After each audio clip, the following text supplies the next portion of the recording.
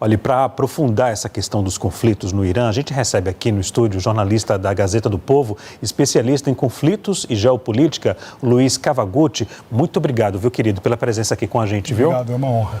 Uma honra. Aqui no telão, eu vou contar com a professora de Direito Internacional da USP, daqui de São Paulo, a professora Maristela Basso, a quem eu agradeço pela presença no SBT News. Boa noite, professora. Boa noite, eu que agradeço. Luiz, o Irã ainda tem um papel muito importante naquela região, né? Principalmente, como a professora bem colocou, o potencial bélico daquele país.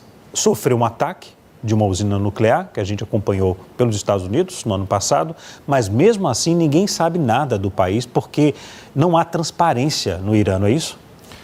O Irã ele tem uma força militar estimada em mais ou menos 600 mil combatentes, mais de 100 aviões de caça e tem mísseis e defesas antiaéreas bastante potentes. Mas ele é considerado um fator de desestabilização pelos Estados Unidos. O Israel, por exemplo, é um dos maiores rivais, um dos maiores adversários do Irã. E os Estados Unidos, quando pensam no Oriente Médio, eles veem como um fator de risco justamente o regime de Teherã.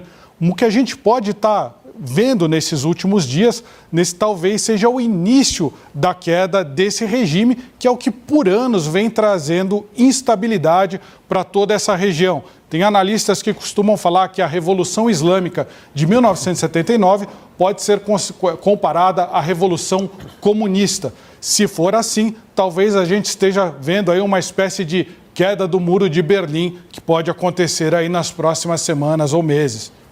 Cavagutti, se houver um ataque norte-americano no Irã, a escalada de tensão pode aumentar e pode provocar a participação de outros países que possam sair em defesa do Irã? Você acredita que isso pode acontecer ou não?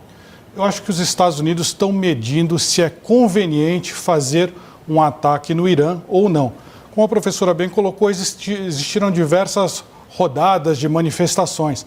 A gente teve lá em 2022 as manifestações contra a polícia dos costumes que matou a Mahsa Amini porque não estava usando um véu, um hijab. A gente teve em 2019 uma série de manifestações por causa do preço do gás.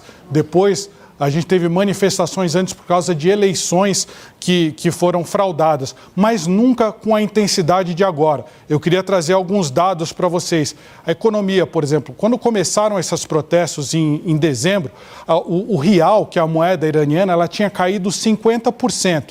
O preço dos alimentos, em um ano, ele subiu mais de 70% e pode subir mais 20% ou 30% nas próximas semanas. O preço de uma habitação cresceu 47%. Estima-se que o iraniano ele leve 100 anos de economia para conseguir comprar uma casa lá em Teherã.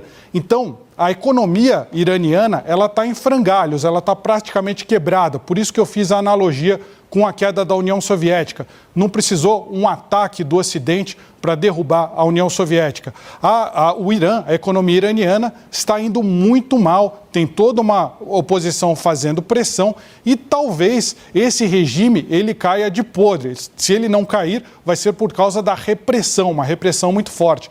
Então os Estados Unidos, eles olham por um lado, dá esse empurrãozinho final na queda do regime do Ayatollah ou esperar que ele caia naturalmente, porque se foram feitos ataques nesse momento, talvez a população possa se virar contra um inimigo externo e pare de prestar atenção nas manifestações. O que os Estados Unidos quer nesse momento é que essas manifestações cresçam e que o regime caia. Então, talvez um ataque pode ser contraproducente nesse momento.